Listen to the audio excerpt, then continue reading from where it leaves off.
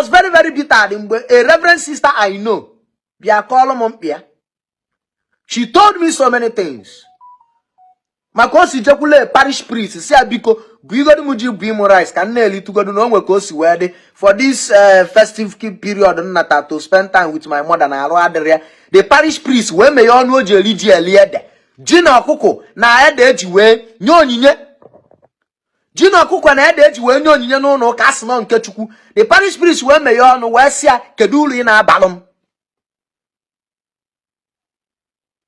And we were disciplinary committee.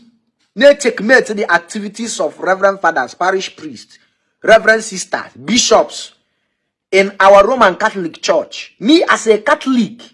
Yeah, ladies and gentlemen, I want to actually meet in you because Oblugo ye fella. Mo as a Roman Catholic. Oh, ye fella to me. Na put ben dogala and the reverend sister. Kedi baba bialima na yo yaliego. The reverend sister kwesile no. In their calling, in chastity. And a jeben dog and all yoyaliego. An abam bacono, jana yoyaliego. Mana the Roman Catholic Church will ego. No denomination will go Roman Catholic Church. The bishop need you and well ajuju. And I may queer can watch telling this sister because most of them will be against what I'm doing, but I'm doing it for your own benefit. That is why sometimes somebody put on something. Na Nigerian politicians should do better. The police are ulonya ajepoche. Manonya ne kuiva ne kuku that thing for the benefit of you yourself as a policeman serving this country, Nigeria. So I am saying this thing. And the politicians say enrich themselves. They keep on enriching themselves, leaving the people that are working for the betterment of this country, the armed force, the police, the army. With the same way the Catholic Church is say enrich themselves. The bishop, the priest, parish priest, and the owner. I was very, very bitter. A reverend sister I know, she told me so many things. Makosi jekule parish priest, say Biko, Bigodi Muji Bimorize, can nearly to go to no Kosi where for this festive period to spend time with my mother and Aloadaria. The parish priest, when may all know Jelidia Liede, Gina Coco, na edge way, Nyon.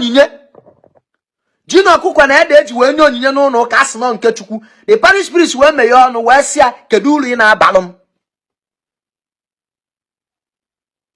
And we were disciplinary committee.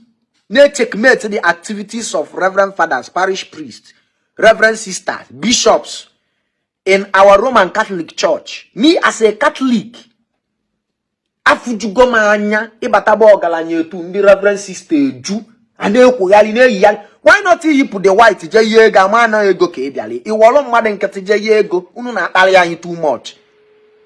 If we sister na adi aka na akwu ya ma aka eche mwanda Anglican na emodo. If a reverend sister, na mother ana Sufia itafia adarocha plate dokacha ana kuya ko na struggle ko je yote go yeji na elini na ego pant na ego pad na ego brezi na change na ego white na akwa we na maintain her chastity as a reverend sister echilechi in the Roman Catholic Church evele mekwe na anyi anya rafi iba yeje baba na akpa Ebuka Obi this Ebuka Obi that Ebuka Obi that. I was watching one of the videos ebe reverend sister bia when I call Ebuka Obi bia okosali am bi onanye tu maka me sign sisi nyego una afro diago. Many of the reverend sisters in the Roman Catholic Church are heading to Zion seeking for help. Mana Catholic Church nwele ego ana atu ego JDPC week ana atu ego cathedraticum ana ebule fibulu ntamankele ebujelu bishop. Anya rapo isi di anyi na anya obelo isi di anyi na nnukwu isi di anyi na anya na acho obelo isi na olo onwe abura our business ayi eje wepu. I want to use the reverend sisters as a point of contact. Can I put on this seminarian? Reverend sisters in the Chigolechi, not in a convent and then they not see in different congregations. Now, Lolo for the church. Can you the ability? Can you take care of those women? What put the long weather? While if I know also. Emenu Ebuka Obi, emana Ebuka Obi, emenu Ebuka Obi, emana Ebuka Obi. Une settle go nnukwu isi di unu n'anya wee chọwa Ebuka Obi no Lagos unu ya settle. Just in your locality. In a welfare that I put online, is Ebuka Obi this, Ebuka Obi that. I am not fighting the Roman Catholic Church. But let us call a spade a spade. Tinye na anye be reverend sisters anyị no. Let them stop insulting the Roman Catholic Church. Nwere bo ọgaranya ije yara afu ndị sister. Ana akompawa, ana yego, ana demand. Most of them were talent of dancing, singing, imambem, different things. But they can't do it because of that chastity life they have chosen to live. Respect them and take care of these people. Respect them, take care of these people. Hanare we parish, vanare ade entitled to ego inye. Or even yete no inye. Emeche baze biwa mbaji na abo. Wenye oko.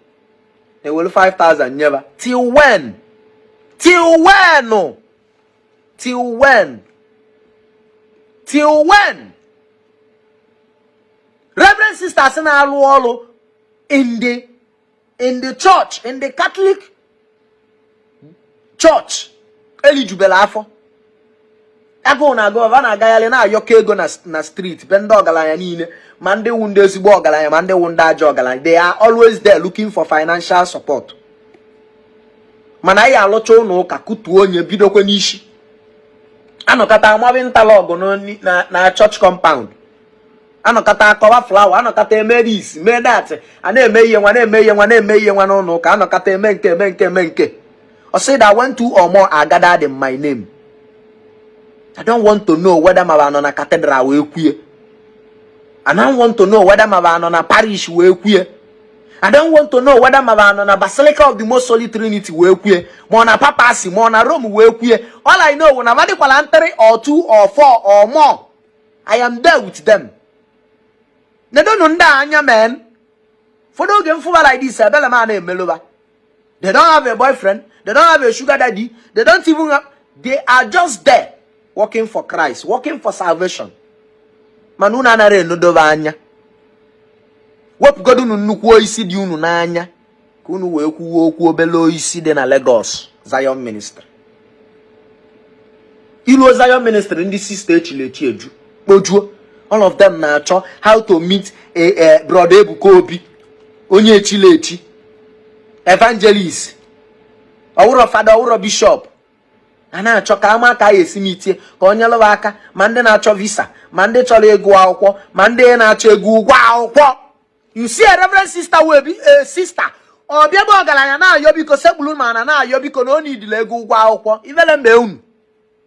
Sisi na ọmụkwu. Kwupụnụ m n'ọkụ na ọmụ nwakwulie. Ivele mbe unu. Ọ bụrụ na ọkpụ isi amara akpụ. Oburo na agụba adịrọ nkọ. Even most of the reverend fathers in different parishes n'ime obodo ba na ada eliju abụ. Mana ya fu ego na akutu na alụ ya na-eme nka. Ofu onye ya asị me we build the house of God, you be na agụ ka ya anọ build the house of God. Na agụ. Imana onye agụ na agụ ya dị tempted to sin. Onye agụ na agụ ya ababa ọgaranya amara ka o si wee kpa ego. Oluode ọnali ego. From there, hey, sister, from there, kita change your number. Hey, from there, father, from there, kita baba hotel room. Taban chuchu. Makano even ebuti iwe. Awuna ya agwa nwanye eziokwu, anya agwa nwanye eziokwu. The Roman Catholic Church should sit up in the aspect of their reverend fathers and their reverend sisters. Ayana yozidi too much. If an individual is doing that or katumma, oh well, that ye and I, you're like this. Oti na njo. Oti no li wala adu imenjo. Ibatazi abo ogalanya na akpo egwu worldly song. Shake me, I will give you all you want because I am so endowed. If ozi afada onolo, akpo champagne or na anu. Osolo na agba egwu na vibe ka ogalanya we nyi ego. Ase gbakwu unu.